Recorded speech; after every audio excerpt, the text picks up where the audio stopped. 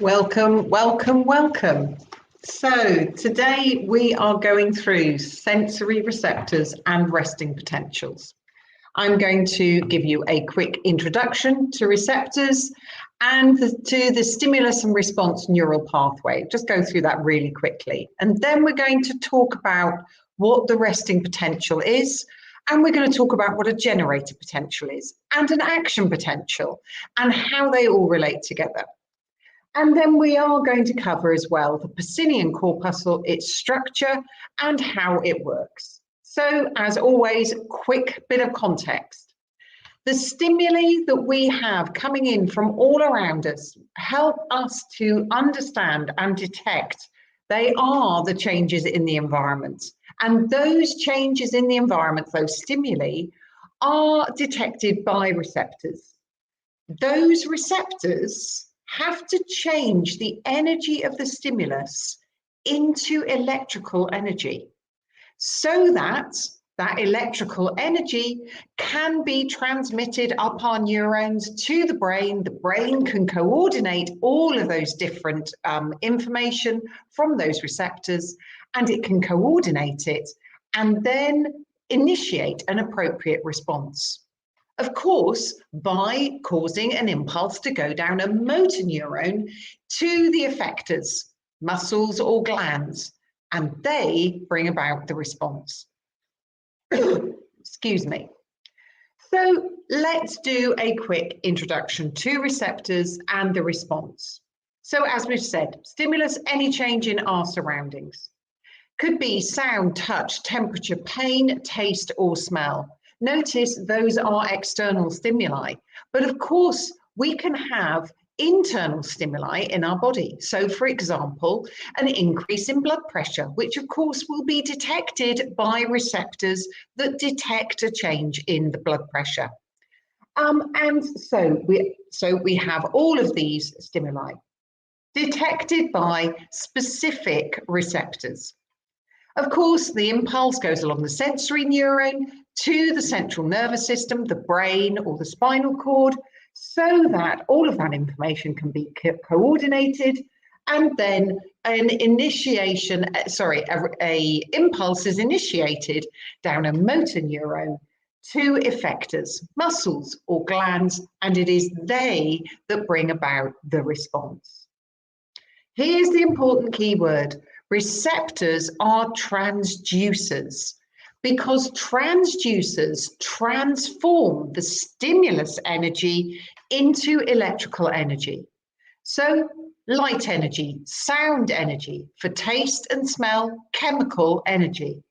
For touch and pain, mechanical energy, and for temperature receptors, we're talking thermal energy. Those forms of energy are transduced into electrical energy so that the electrical energy can be transmitted up our neurons to the brain. Quick plug, just got a website, www.biologycarol.co.uk. Worth having a look at it. There's a freebie on there that tells you how to improve your grade up to an A star, outlining the main skills that are required so that you can access every question on an A-level exam paper. Do have a look. So now let's have a look at resting potential. There is a video on biologycarol.co.uk, but let's do a quick recap. So the resting potential occurs when a cell membrane, and in particular the A-level syllabus specifies the neuron membrane or the receptor membrane, when it is at rest, i.e. there is no stimulus. And we say that the resting potential is this figure of -70 millivolts. Let's just kind of demystify some of this for a second. The minus is because the inside of the cell is negative in comparison to the outside. So whenever you see the minus, just remember it is the inside as compared to the outside.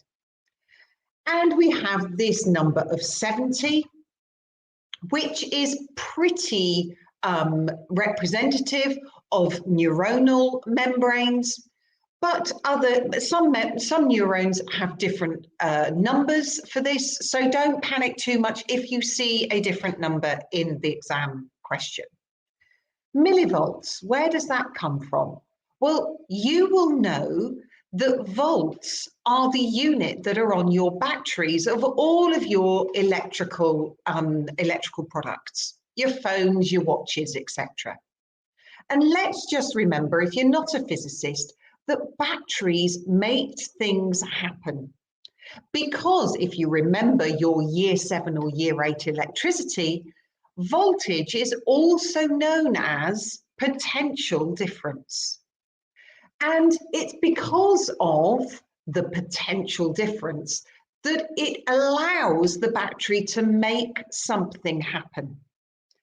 We talk millivolts because we are talking about the difference in charge across a membrane, which simply isn't up there with full volts. But this means that the membranes of the cells in your body, and in particular the neurons, which is what your A-level specification concentrates on, those membranes basically make themselves into little batteries so that they can make things happen.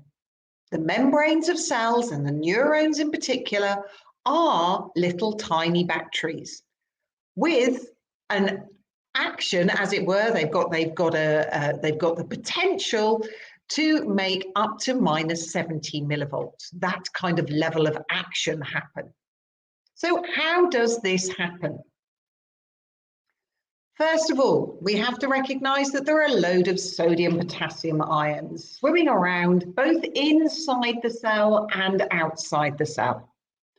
And what happens is that the sodium potassium pump actively transports, that means it uses ATP in order to do it, actively transports 3 sodium ions out and 2 potassium ions in for each cycle of its pump. The sodium potassium pump is fundamentally the 2 proteins, this kind of shape, with the membrane either side. When it is open to the outside of the cell, it allows 2 potassiums to bind to it.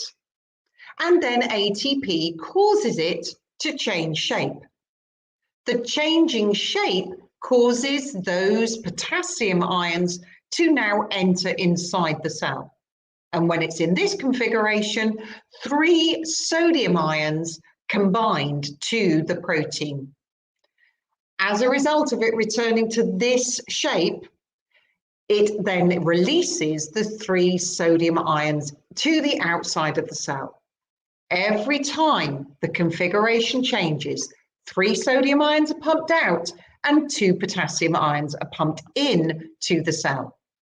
And hopefully just that in itself, if you imagine loads of sodium potassium pumps along a membrane, can you see that if 3 positive charges are outside of the cell in comparison to relatively 2 positive charges being inside the cell, the inside is going to be negative in comparison to the outside.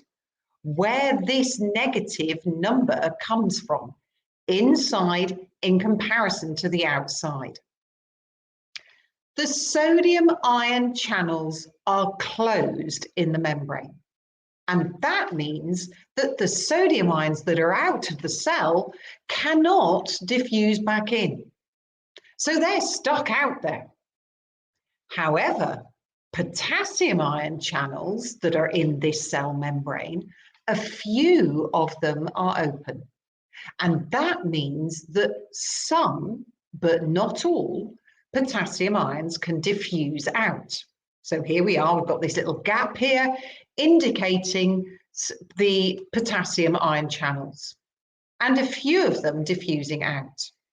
Now, you'd kind of think that if there was kind of a hole in the membrane, that in the end, you know, at least half or about that would move out, more than I'm trying to indicate in this picture.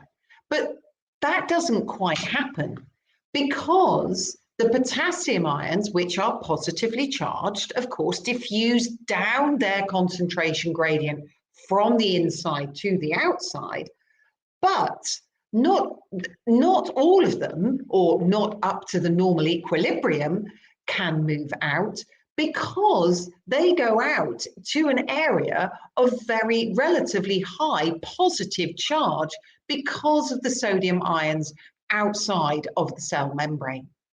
And therefore, not as many as would be expected potassium ions can diffuse out, which is why we say some potassium ions diffuse out, not the full amount that we would expect to reach an equilibrium between the inside and the outside of the cell. And as a result of that, we call this an electrochemical equilibrium being set up. Electrochemical just means that it's about both the charge and the ion concentration. And therefore, that is how we end up with this figure of minus 70 millivolts. The inside is negative in relation to the outside of the cell. So now let's have a quick look at the Pacinian corpuscle, which is the receptor that is focused on by both OCRA and the AQA syllabuses. This is a pressure receptor in the skin. So it detects pressure when you are pushing against something. Notice, now you don't need to know this level of detail, that it isn't the receptor that detects the finest touch, because the Pacinian corpuscles are physically lower down in the skin. They have to have a degree of pressure for them to be fired. We're going to talk about that in a minute. There are other receptors, they're called Meissner corpuscles, which detect the finest touch, the finest stroke on your skin.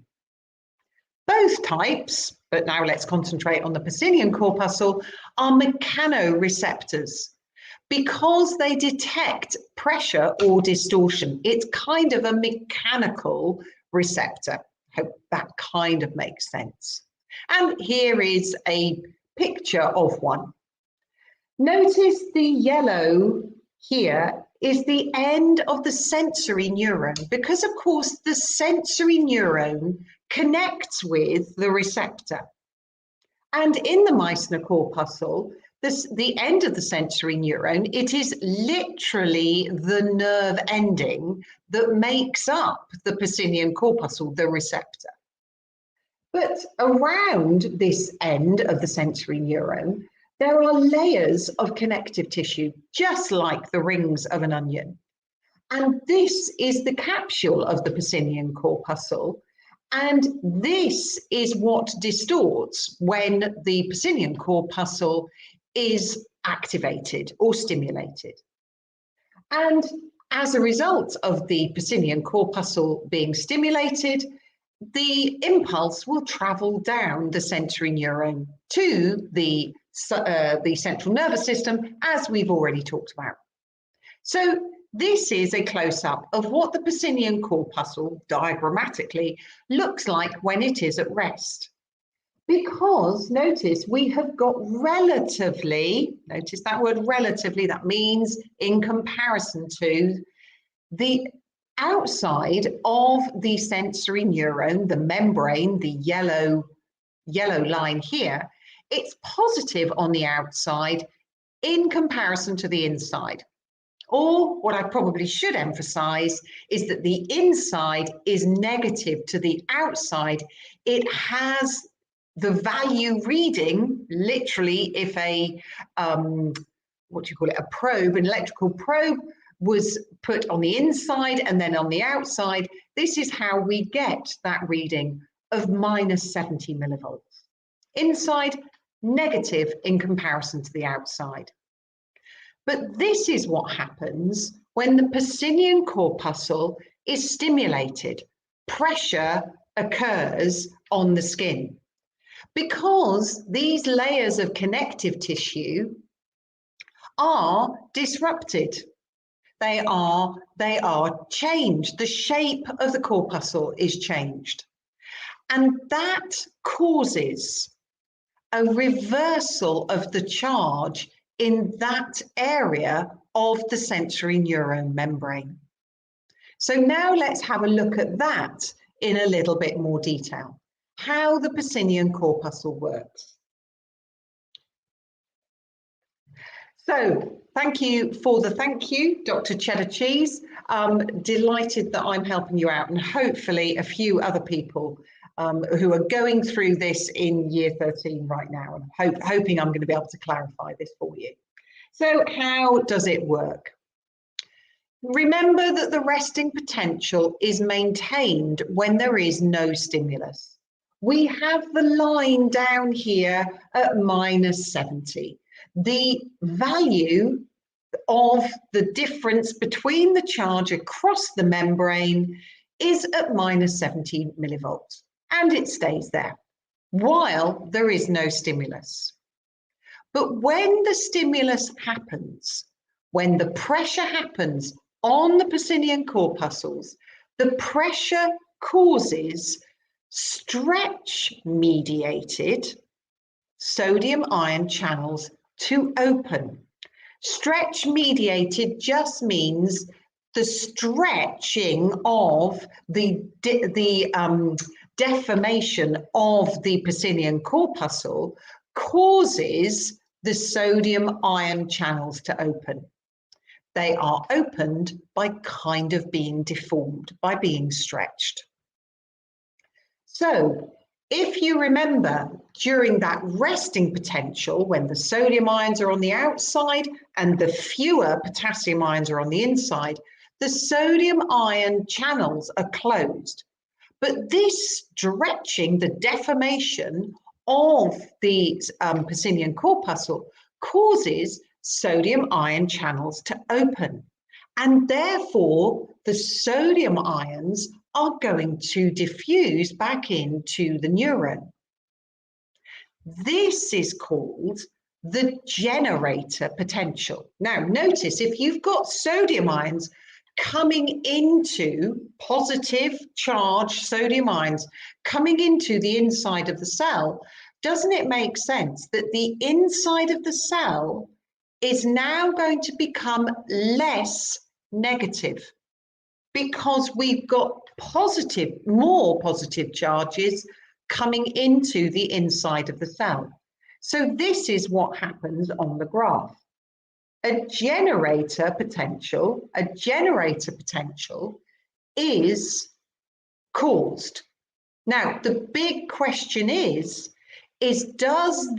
are there enough changes, swapping in charge? Is there enough deformation of that Pacinian corpuscle to cause this generator potential to go above this threshold level? The threshold level, it's at about -50 millivolts, but don't get hung up about that. The crucial thing is, does it go above this threshold level? Because if there is enough pressure to cause enough sodium ions to diffuse in, the threshold is reached.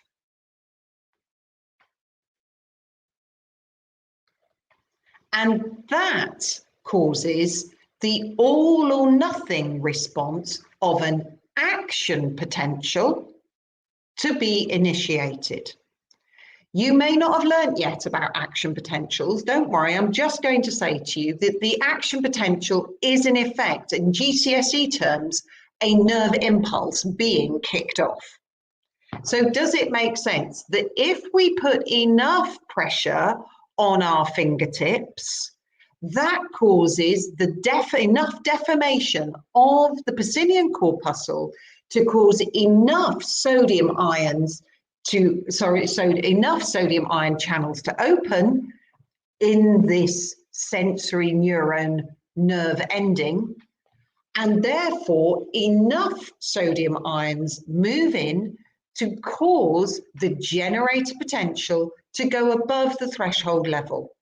And as a result, not surprisingly, an impulse is kicked off down the sensory neuron to the brain, and I perceive pressure on my fingertips. I hope that makes sense. Don't worry about knowing all about this action potential at the moment. You will learn about that a little bit later down the line in year 13. So here I have finished now going through resting potential, generator potential, and how that relates to an action potential, or a nerve impulse, even though you haven't yet learned about that. We've also gone through the structure of the Pacinian corpuscle and how it works. So if you have got any questions, do tap them in, and I'm now going to try and answer them. So an impulse, yes, an impulse is only sent down the sensory neuron if that threshold value is reached. If I don't put enough pressure on the Pacinian corpuscles, I don't perceive pressure because the generator potential may not have hit that threshold level. An action potential isn't fired.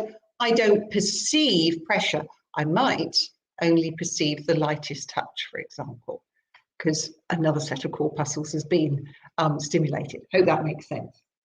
When you refer to the deformation of the Pacinian corpuscle membrane, does that also include the part of the sensory neuron shown in the diagram?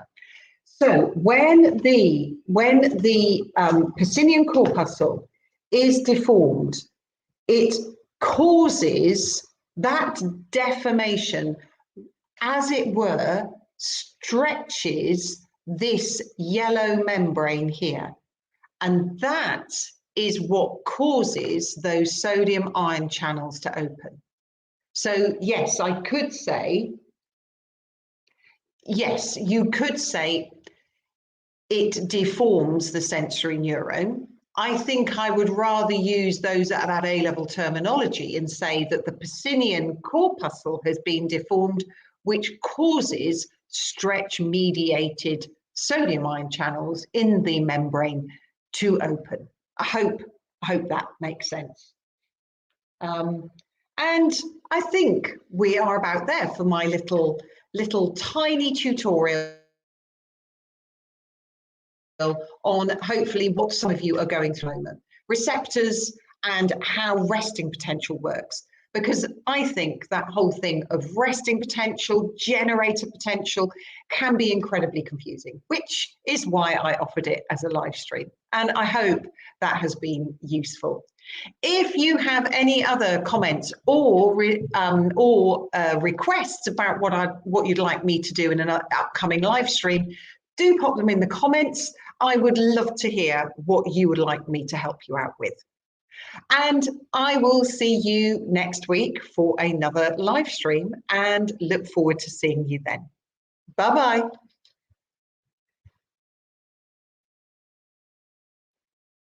Oh, let me just say, for OCR, no, only the Pacinian corpuscle is the one that is focused on. But you would have to relate your knowledge of the Pacinian corpuscle to another one if it comes up in an A-level question. I hope that helps you out there.